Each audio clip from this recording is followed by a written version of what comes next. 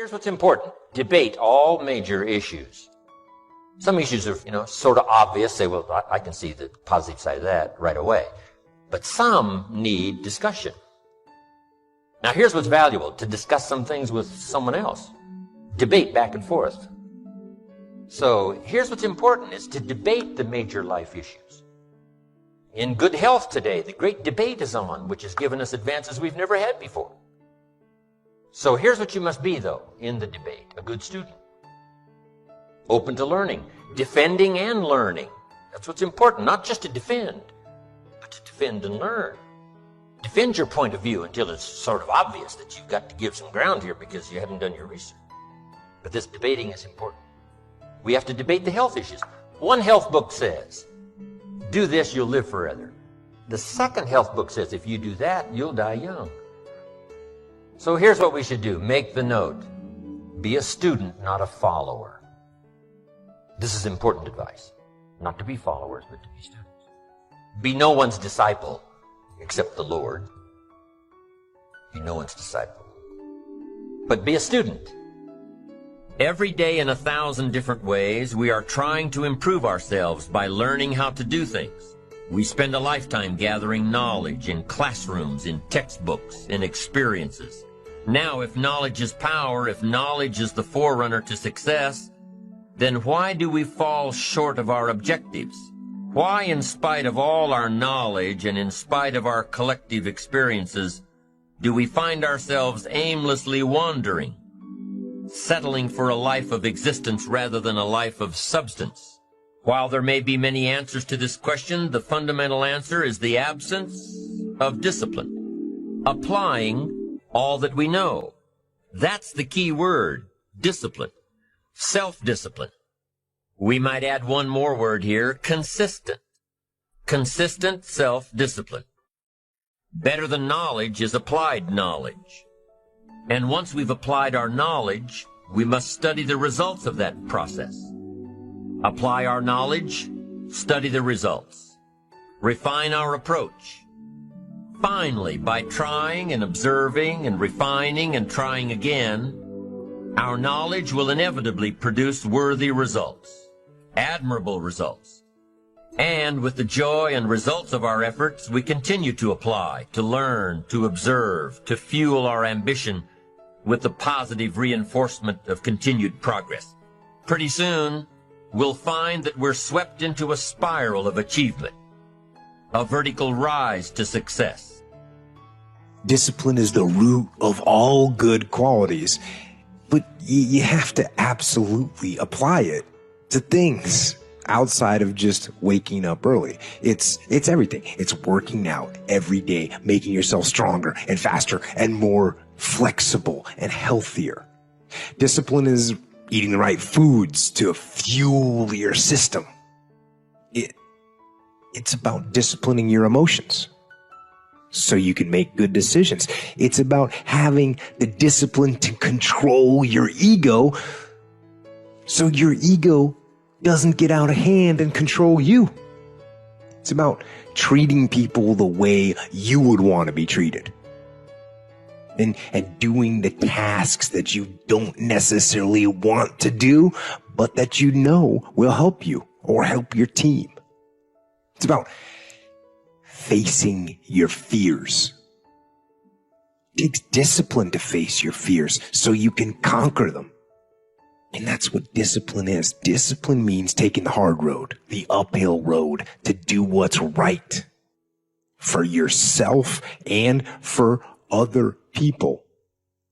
It's so often the easy path that calls to us to be weak for that moment, to break down for that moment, to give in to the desire and the short-term gratification. But the discipline will not allow that. The discipline calls for strength and fortitude and will. It won't accept weakness. It won't tolerate another breakdown. The discipline can seem like it's your worst enemy. But the reality is, discipline is your best friend. It will take care of you like nothing else can. and it'll put you on that path. The path to strength and health and intelligence and happiness. And most importantly, it'll put you on that path to freedom. Simple part that most people don't understand is that every thought we think and every word we speak is creating our future. It's as though our thoughts go out into the universe and are accepted and brought back to us as experience. Now that is a very simple thing, but most people don't get it. They don't understand it. They've never heard it before and they think it's ridiculous. But if you can really accept the fact that every time you think a thought and every time you speak a word, you are literally painting your future, making your dinner, whatever you want to call it. You are creating, and you're creating your own life. And this is simple, but it's not easy to accept. But once you accept it, then you can start deliberately creating what you want in your life. And you begin to be aware of what you don't want in your life and how you are contributing to it. Now, I think this has been around forever, but for some reason in the last 20 years, the universe has wanted this to go out among all the people, or all the people that are ready for it.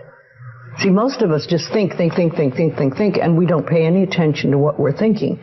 We're just doing it. But that's something you need to train yourself to do, to begin to train yourself to be aware of what you're thinking.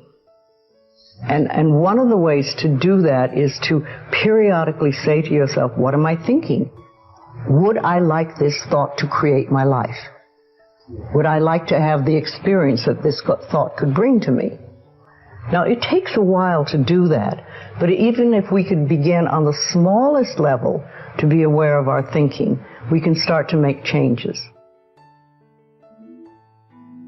I love talking about discipline because I think so many people, that word has such a negative connotation around it, right? It just sounds bad. Discipline, like you're going to feel pain or someone's going to hurt you or you're in trouble for something. And I want to start having you think about it in a really positive way, because discipline equals freedom.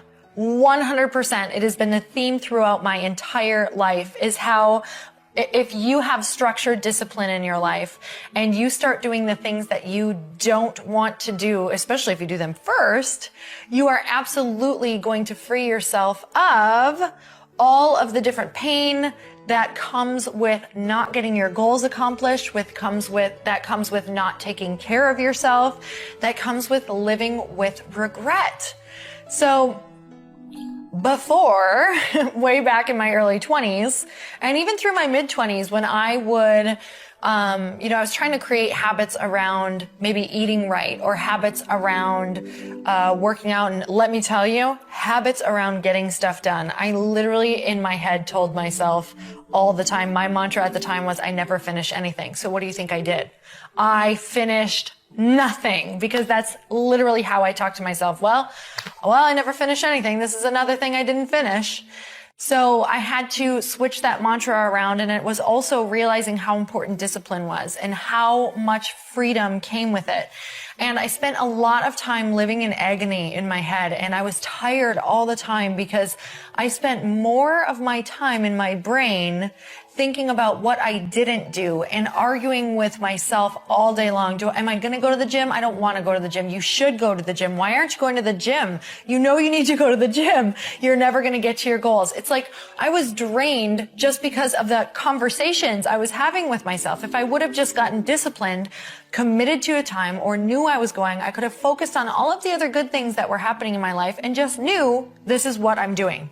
It's like just saying, okay, well, here's what I'm doing so I can forget about it until the moment that it comes, and I'm going to do it because I'm committing, truly committing to discipline, and how freeing that is. And when I started getting a great discipline habit, around all of the things that I wanted to do, I started to notice how much more free I felt, how much less anxiety I felt, how when my head hit the pillow, I felt proud instead of another day just went by that I'm further away from my goals and I have regret and I'm feeling my life race by me, right? Those are all feelings that do not feel good, that discipline can free you from.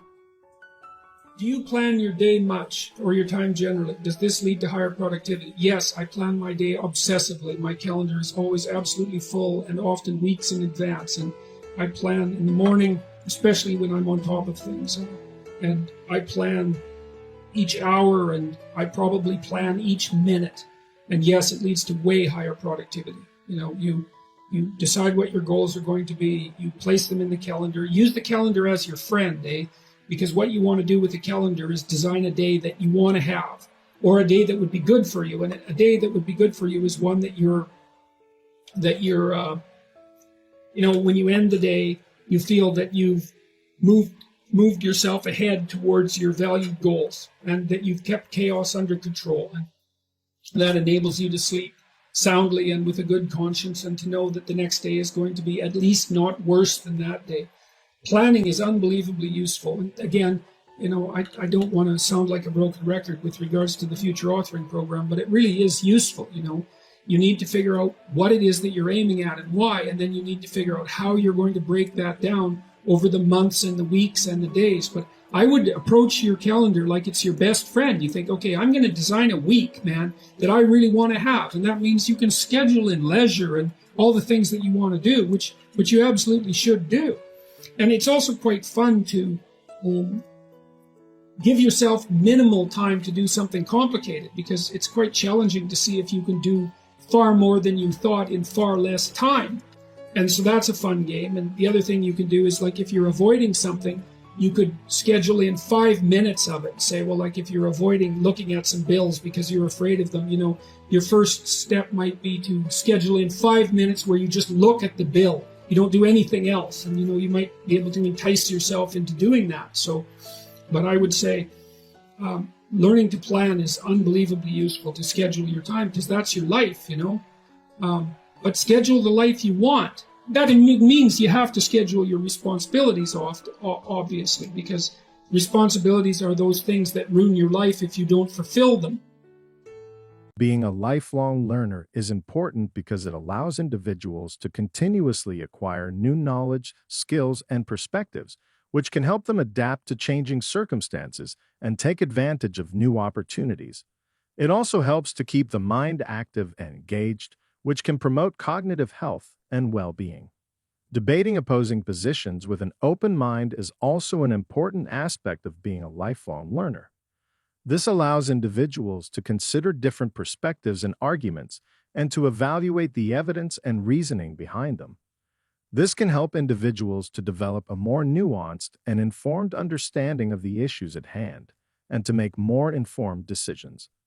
Additionally, engaging in open and respectful dialogue with those who hold different views can help to promote understanding and cooperation, and can foster a more inclusive and tolerant society.